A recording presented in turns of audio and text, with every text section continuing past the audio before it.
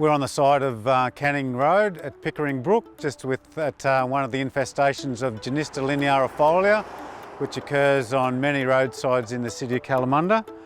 The plant's distinguished by its really bright yellow pea flower, similar to any other pea flower. The other sort of identification feature of this one is that the back of the leaves are really pale and hairy, as opposed to the front of the leaves, which are quite a dull green. And on the tip of the leaf there's a tiny little point, which is also used in the identification of this plant. After the plant flowers, it sets pods, like any other pea will set pods, and in the pods there'll be, up to 10 to 12 hard-coated seeds, which actually stay in the seed bank in the soil for a long period of time. So when there's a disturbance, especially something like a fire which cracks the seeds will germinate readily, really quickly. And if I step back here a little, you can see there's a pile of young Genista plants already germinating from previous years of seed development in this area right on the edge of the asphalt.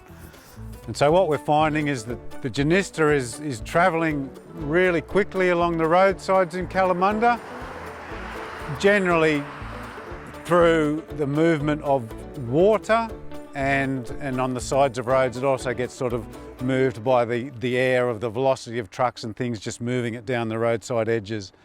So we're finding it, along a lot of roadside edges throughout the city. So we're at East Terrace Reserve in Kalamunda, and a classic example of this Genista linearifolia moving along drains and germinating, and slowly but surely moving in and encroaching into a good bushland reserve. This is the second species of Genista. This is Genista montpestulana. It's also a weed of national significance. This is a classic example here where it's a beautiful plant introduced as a garden variety, and without actually understanding that in the longer term it becomes a huge problem as an environmental weed in our bushland. This particular species isn't as widespread as the Genista linearifolia that we just looked at, but it has the potential to be just as critical. This one has a similar, very similar yellow pea flower, but it's arranged differently on the top of the stem, and the leaves of this one, as you can see, are quite different.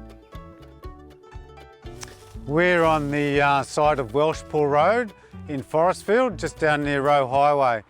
I think this is probably one of the most oldest established populations of Genista within the city of Kalamunda, and you can see to my left that it's completely dominating this large roadside reserve. But probably more importantly, to my right we've got a very important piece of remnant bushland, which is a bush forever site, and as you can see it's moved quite far into the bush forever site bushland.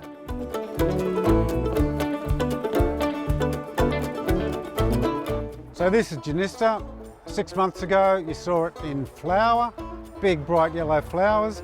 We couldn't spray it at that time because it was too close to summer. At the end of summer now, just getting into winter, it's lush and green again. So we've engaged our contractors and we're spraying it out in the dense infestations throughout the city.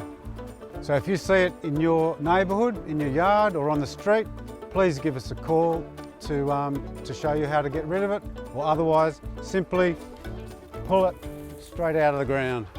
The City of Kalamunda would like to thank the State Government State Natural Resource Management Program for giving us the funding to undertake this activity.